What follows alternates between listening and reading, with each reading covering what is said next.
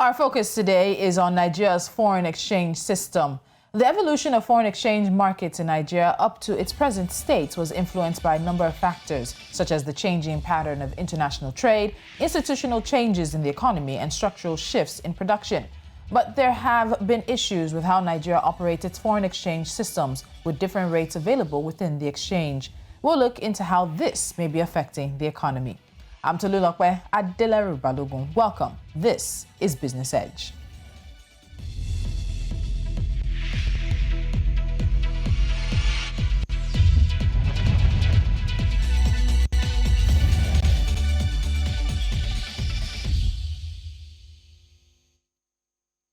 Of the Central Bank of Nigeria in 1958 and the enactment of the Exchange Control Act of 1962, foreign exchange was earned by the private sector and held in balances abroad by commercial banks who acted as agents for local exporters. The fact that the Nigerian pound was tied to the British pound sterling at par delayed the development of an active foreign exchange market. However, with the establishment of the CBN and the subsequent centralization of foreign exchange authority in the bank, the need to develop a local foreign exchange market became paramount. The increased exports of crude oil in the early 1970s, following the sharp rise in its prices, enhanced official foreign exchange receipts. The foreign exchange market experienced a boom during this period, and the management of the foreign exchange resources became necessary to ensure that shortages did not arise. However, it was not until 1982 that comprehensive exchange controls were applied as a result of the foreign exchange crisis that set in that year. The increasing demand for foreign exchange at a time when the supply was shrinking encouraged the development of a flourishing parallel market for foreign exchange. Now joining me is Mukhtar Mohammed, financial analyst and CEO of Assured Dynamic Solutions, as we look into this area of Nigeria's economy. Mukhtar, welcome back to Business Edge. Thank you for joining me. Always a pleasure to be with you, Tolulope. All right. So as a result of volatility in rates, we've seen that further reforms were introduced in the foreign exchange markets in about 1994. These included the formal pegging of the naira exchange rate, the centralization of foreign exchange in the CBN, as well as the restriction of bureau d'echange to buy foreign exchange as agents of the bank, of the CBN that is, the reaffirmation of the illegality of the parallel markets, and the discontinuation of open accounts and bills for collection as means of payment sectors. But unfortunately, we know that the value of the naira has continued to fall since then.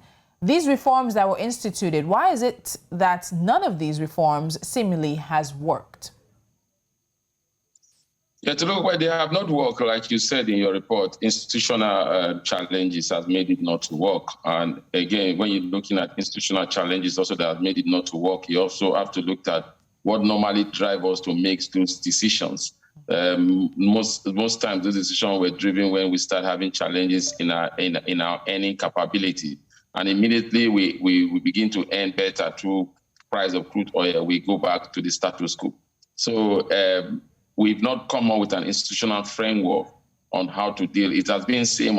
Use your foreign reserve to make sure you defend the currency. The currency must be put at a fixed rate.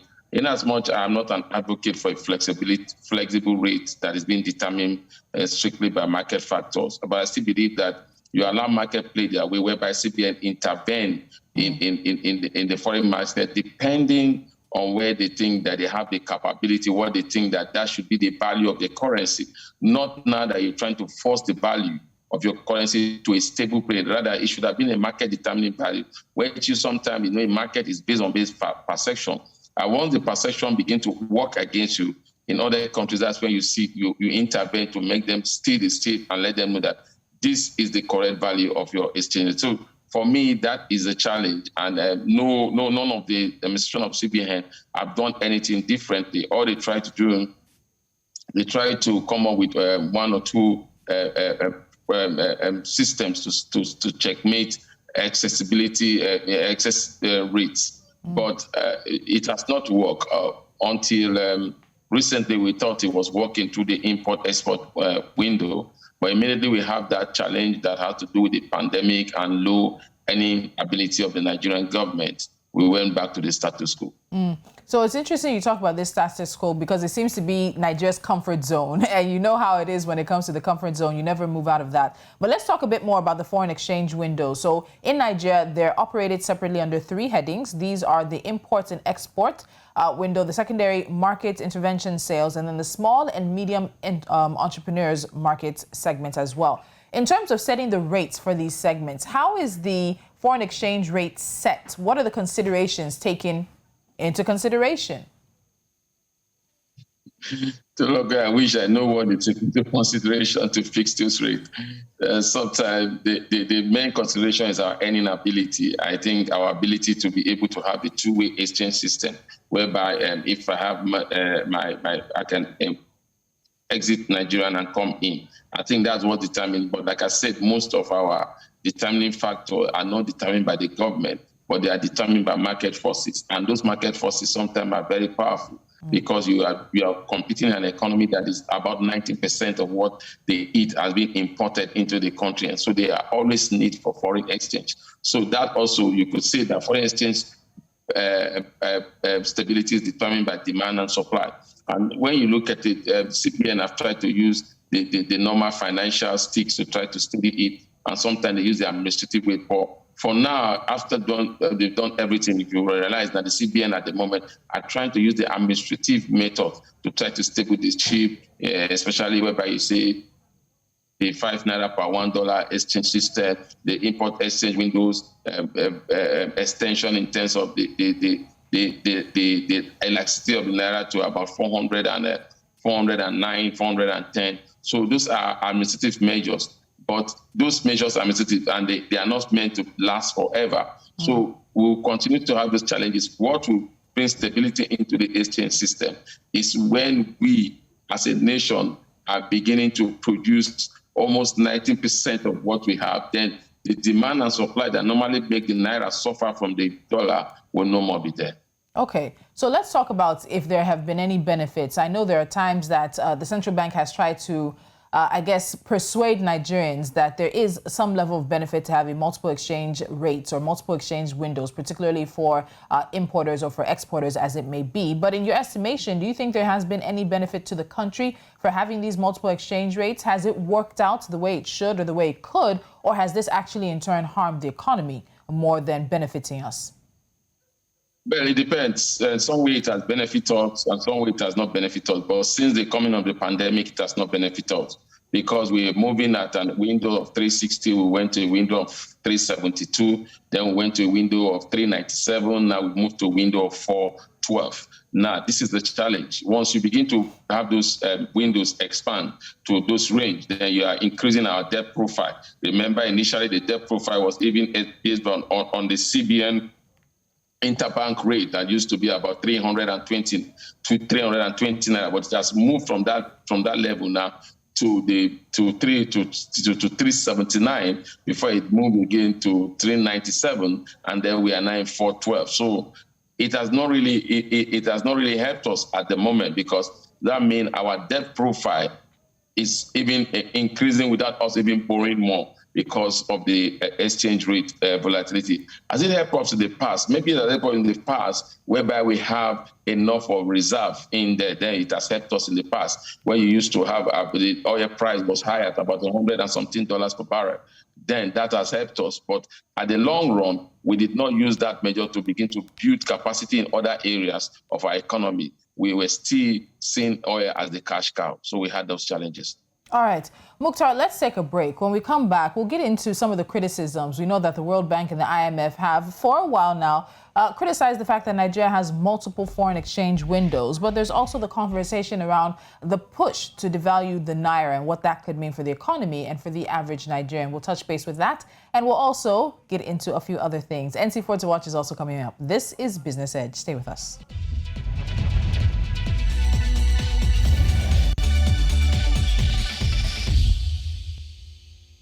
This is Business Edge, and we're still taking a look at Nigeria's foreign exchange system. My guest, Mukhtar Mohammed, is a financial analyst and the CEO of Asher Dynamic Solutions. So, Mukhtar, we've heard from international lenders like the World Bank and the International Monetary Fund that have had multiple complaints about the multiple forex windows in Nigeria. But the devaluation of the naira that seems to be coming from them, this push hardly ever works in the favor of the local economy, particularly in the short run. The concerns that the World Bank and the IMF have stated regarding this, are they valid? What do you think of those concerns? Well, those concerns have to do with our foreign reserve, necessarily trying to build buffer, and then for the sake of international trade. That has been their concern. It's not because they are so concerned about Nigerian economic blostrom, because it's all about the international trade. They feel that we're fixing our exchange rate is working to our advantage in a global, free trade agreement that we signed into. I think that's the challenge, and they expect our naira to flow like any other currency. But no country, like I said, they allow naira to just float. There must be a sense of measure of control, and that is what Nigeria is doing, which I think they are all, the means of doing it is my own challenge. It's not that I don't think they should do it. So, and the IMF should know that we are an economy that is driven mostly by importation of goods. So they should be able to understand the peculiar condition that we have, especially when we have an economy that runs from the up to the bottom, rather from the bottom to the up. We need to address those challenges. I think sometimes it's the pressure from the IMF and the World Bank that does the devaluation of the currency. And after you do that devaluation, within 2 to 3, 4 years, they are still beginning to tell you the same thing, that they think your currency is overpriced, especially when the price of crude just goes down. For me, if we continue like it, will come to a point whereby the naira will be exchanged for up to 2,000 or 3,000 naira to the dollars. We pray it doesn't get there. We need to begin to see of how we can become self-production as a nation, especially in the area of consumption of our own food stuff and many other industrial goods that I think we should be able to manufacture here. Okay, so some of this push, as you said, when they tell you that maybe your naira or your currency is too expensive or is too high, the question always comes back to devaluing the naira. And we've had situations where many believe that the CBN has actually devalued the naira in the past few months, that they've also allowed it to float partially in a way. What do you think is the current stance of the naira? Has it been floated? Has it been devalued? Or is that something that is, it's not just a one-stop situation, it is in progress? What do you think about that? I think it has been devalued. It has been devalued. Like I said, it was 379. It was 360. They went to 379. For 379, they went to 397.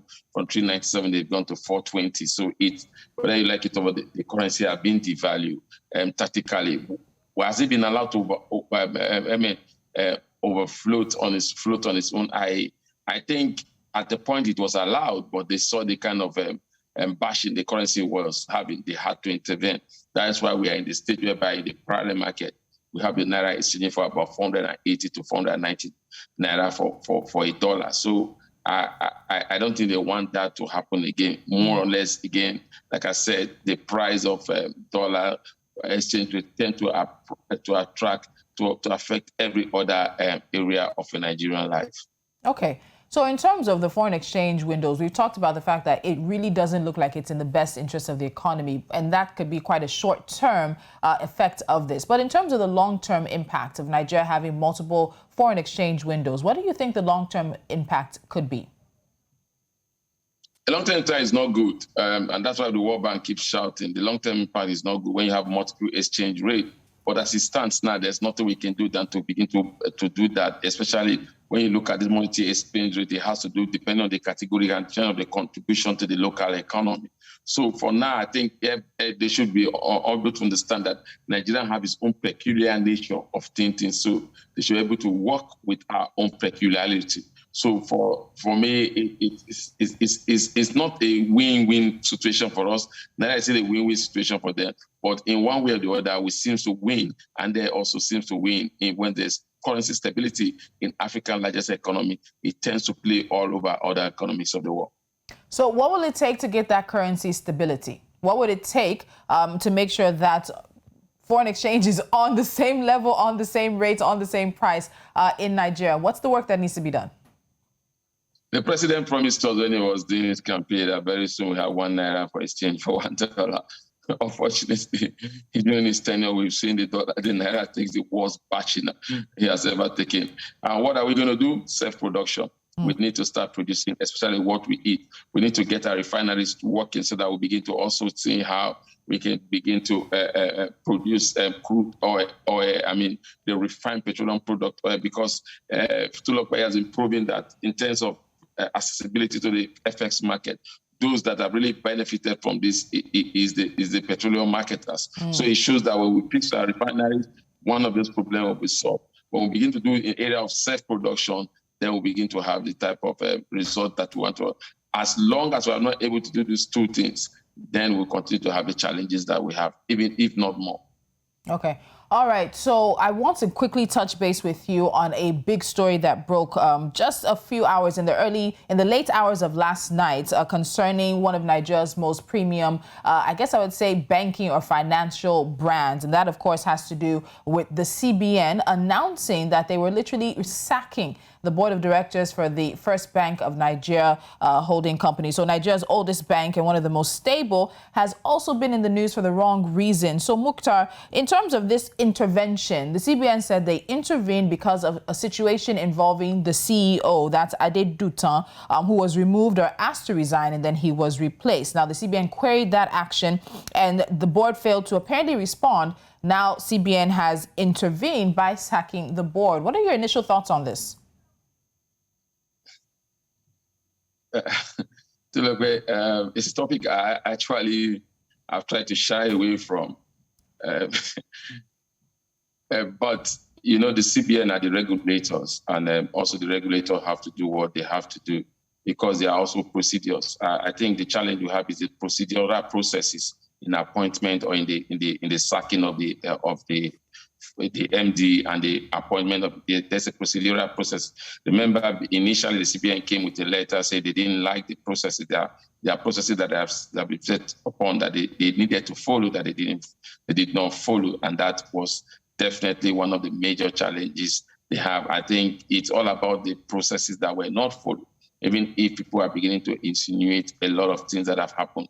But I think from the word that we got from the CBN initially is the processes that were not followed. And then secondly, like you said, it started like a drama for the past 2 days. And then yesterday, the CBN came out with a statement by the government, by the governor of the CBN itself, that said that the entire executive of FSB Holding and First Bank have been sacked. And again, he begins to say that we are doing that to protect customer and minority investors, minority shareholders. And that is what we begin to talk. When you talk about protection of customers, we understand that has been the CBN strategic role in any when it comes to finance of any bank.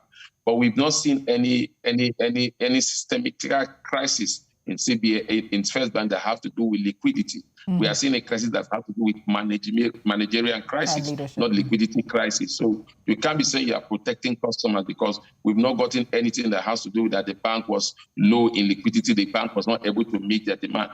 And those that are supposed to protect investors is not the CBN. It's supposed to be the Security and Exchange Commission because they are the one that's strictly responsible for investors. So that's why we have the challenge initially. People said, why is CBN just protect? The CBN have told us that they are not always interested in the shareholders when the bank is doing that. They are always interested in the customers, the depositors in those banks. So for them to say they are protecting the customers and also protecting the shareholders, I think is one statement that has a lot in it that I, for one, doesn't understand. Okay, just to finally wrap up on that, what do you expect to happen now?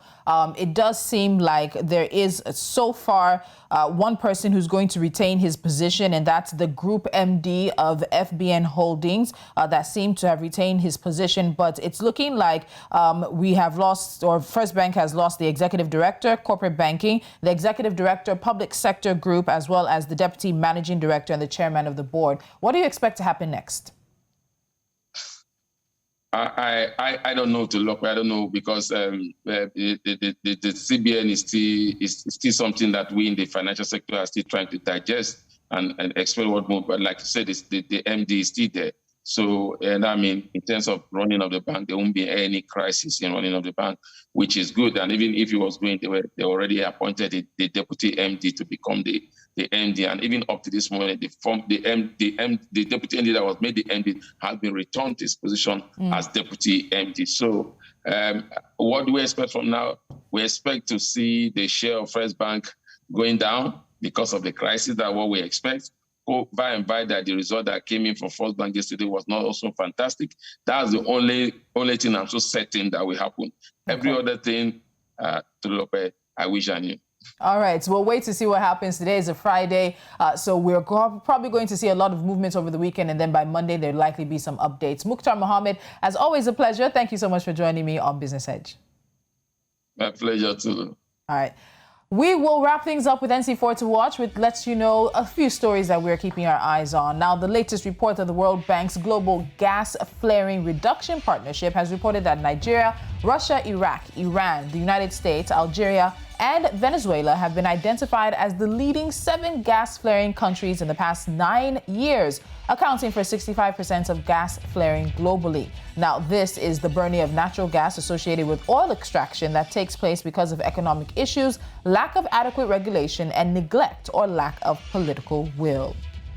Kenya's Lamu Port General Manager Abdullahi Samatar has announced that officials will start testing operations of the new Lamu Port at the end of next month ahead of the June 15th commissioning. The first batch of equipment, including low-load trailers, extension cargo handlers, and trailers to be used at the multi-billion shilling facility, arrived at the port on Wednesday. The second batch include rubber-tired gantries, forklift, and utility vans are expected by next month, I beg your pardon.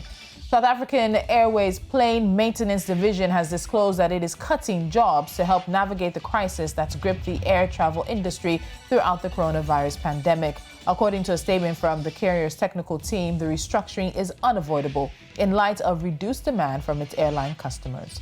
And finally, the World Bank, through the International Development Association, has approved $380 million in financing to support Malawi and Mozambique to increase regional trade coordination, reduce trade cost and time, develop regional value chains, and improve access to infrastructure. The project investments are expected to bring about increased regional trade, income growth, and job creation. And that's it on this edition of Business Edge. As always, thank you so much for joining us. Don't forget to follow us on social media. We are at News Central TV. Head to our website, www.newscentral.africa. Follow us on YouTube, and of course, download our mobile app and take us with you wherever you go. And until Monday, I'm Tolulokwe Adelari Balogun. Do have a pleasant weekend.